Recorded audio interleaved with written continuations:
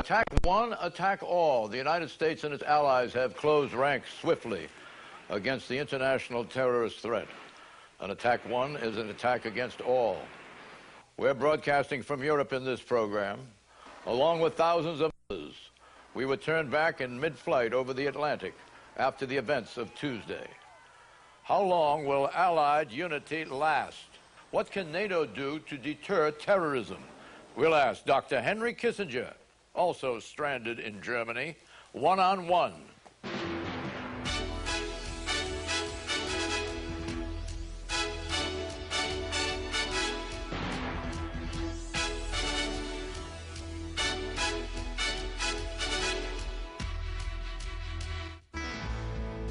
Imagine a world where we're not diminishing resources, we're growing them. Ethanol, a cleaner burning fuel, made from corn. ADM, the nature of what's to come. Brought to you in part by the Philip Morris family of companies, Kraft Foods, Philip Morris USA, Miller Brewing.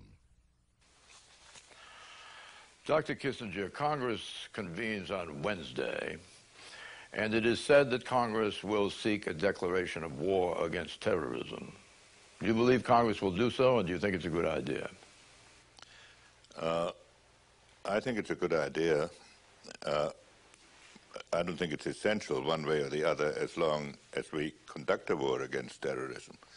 And the Congress should make clear that it is fully behind us, which legal instrument they use. Against whom will such a declaration be delivered? The question of against whom to deliver it is secondary. It must be delivered against all organizations that emphasize international terrorism, and at this moment primarily against bin Laden. But there may be other groups like this, and our intelligence services, the intelligence services of our allies, ought to be able to identify them, because they have to have these requirements. They must have a substantial organization. They must have cells that operate in the United States. They must have large funds, and they must have a home base. And there are not that many that would meet those requirements. Must they all have state support? Must they have state support in the instance of the horrendous acts of last Tuesday? An act like the one of last Tuesday cannot be done unless you have a home base. And the home base must be tolerated. The home base must tolerate it. It must at least give them enough protection so that they don't have to concentrate on their own security. You think Iran should be attacked if... I don't know whether they're the home base. If it is the home base? I think that any country that furnished the home base must run the risk that it will be attacked, and that certainly the terrorists will be attacked. Are you talking about economic attack, the leverage of an embargo, sanctions? Are you talking about something in the military theater? If we can identify who did this, it should include military attacks. Do you think NATO members will support such activity, especially if it takes the form of a military operation? I don't know. I think most of them will, especially in the early stages. So we're talking about a multilateral military operation. I'm not saying they'll participate. They'll support? Yes. As a matter of form, rather than as a matter of reality? No, I think we have a lot of support in Europe on this one. You mean that they could actually become involved? No. First of all, I don't know who did it.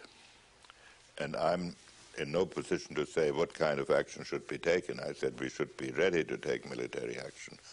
But the primary requirement now has to be that the terrorist organizations that specialize in international terrorism must be put on the defensive. These horrendous acts of last Tuesday have been described as acts of war. What follows from that? It is not just a matter of rhetoric, is it? There are certain consequences of an act being an act of war. We have to understand this is an attack on the territorial United States. Nothing like that has taken place from a foreign power, certainly not from a country outside the Western hemisphere. It will probably have killed more Americans than the attack on Pearl Harbor, and these are civilian Americans who were not military personnel. They attacked the Pentagon, and they undoubtedly had some other target in Washington they were going to attack with a plane that crashed in Pennsylvania. So this is an attack on the territorial United States, and this is therefore a war that must be won. Well, an act of war normally involves an invasion of some kind, an incursion. Well, this is a new form of war. It's a new form of war. And you think it satisfies the definition of war, and it's not a matter of rhetoric designed to state the immensity of the evil, rather than it being technically, and as a legal doctrine would use the term, an act of war. I believe that this act must be followed with a determination to win. Well, that's different from declaring it to be an act of war in a formal sense. You, in your recent book, take great exception to humanitarianism being used as a means to violate sovereignty, howsoever subjectively good the intentions are. Is that correct? No, that's not correct. I take exception to fighting a war on issues that do not affect the immediate American national security or the long-term American national security. An attack on New York and Washington affects the immediate American national security. So it does not fall within the pale or the umbrella of your criticism of American utilization of a humanitarian rationale for what it did, for example, in Serbia through NATO. Well, I thought in Serbia that there were other means of achieving our humanitarian objectives, and that it was unwise to proceed as we did, even though I respected the objective. And even though once the war started, I strongly supported fighting it to victory, because once a war starts, there is, as Churchill said, no substitute for victory. Do you think I think it was MacArthur who said it, actually, not Churchill. Do you think that these acts have moved the evolution of terrorism to a new and unconscionable, unbelievable magnitude? There has never been an act of terrorism that was so carefully coordinated, that was so aimed at the civil structure of American society, that was so designed to humiliate the United States by showing that it could not protect its own territory against a bunch of hijackers who were turning commercial airplanes into bombs. And this is a level of terrorism we have not yet seen. And if this is tolerated, the insecurity in all the advanced countries could become unmanageable. Let us say that a state-operated radio station were to broadcast sympathetic statements, and more than that, supportive statements about terrorist activity and terrorists living within the borders of the state. Would you regard that as an act of war, if that? No, I'd consider it as an unfriendly act. Frankly, John, I don't want to get into the legal definition of what is or isn't an act of war. I think it should be a strategic objective to make it more dangerous for countries to harbor terrorists than the terrorists can make it for them by to induce them to tolerate them.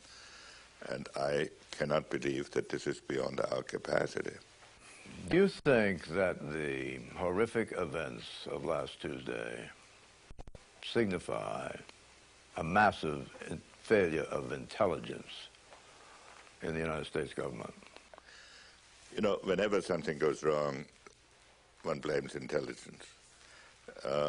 And I think, in a way, probably, intelligence has suffered from the fact that for 10 years we all thought we lived, or not we all, but too many people thought we were living in a normal world, that there was no danger anymore of an outside attack, that foreign policy was sort of a subdivision of psychiatry.